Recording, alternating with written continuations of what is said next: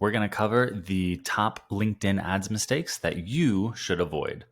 So the first one is going to be thinking that your cold LinkedIn ads should be converting. That is, or making your assumptions of how your LinkedIn ads are doing based on if your cold ads are converting or bringing leads. That is absolutely not the strategy that I would recommend.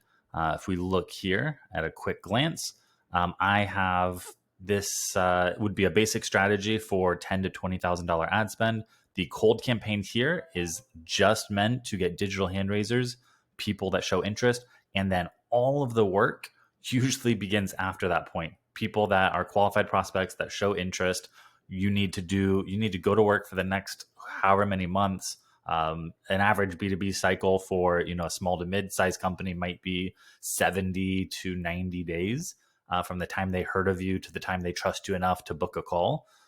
So that's where most of the work begins. So thinking that the first ad that they see and the first time they visit your website should be converting is a huge mistake that you need to just avoid that mentality. That's not how it works.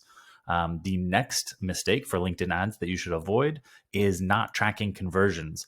And when I say tracking conversions, you should be trying to track as far down the funnel as possible.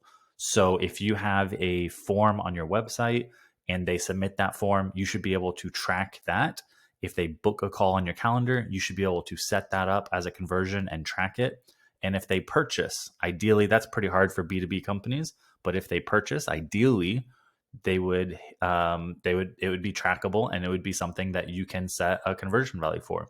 And so the way you do that is that every checkpoint of something that you want to track with LinkedIn ads or any ad channel, you have them hit a specific URL on your page. So usually the contact us form, they submit it, they hit a thank you page. That's how you track that conversion. If they book a call, you can redirect them to a booked call confirmed page on your website.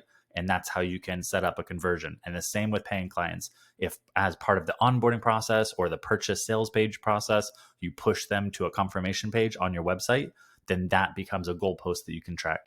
So not tracking conversions is a big mistake, and I would advise putting values on those conversions so that you can add context and actually optimize for impact. And the third, I'm just going to do three today. The third mistake that you should really avoid making is just running ads that look like ads. So, for example, here's my retargeting layer, and the kind of ads that we run are focused on building trust and credibility. So, yes, you want to stay in front of these buyers, but it's not enough just to put your logo in front of them. You actually want to build trust and credibility. So, a lot of times for us, that looks like non-traditional ads, like actually pushing them to an expert interview or to our YouTube channel or to the newsletter or to a Quora answer. So ads that don't look like ads with the intent of building trust and credibility.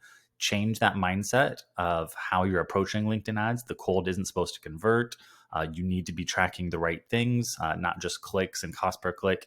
And you also need to run ads that don't look like ads so that you can build trust and credibility.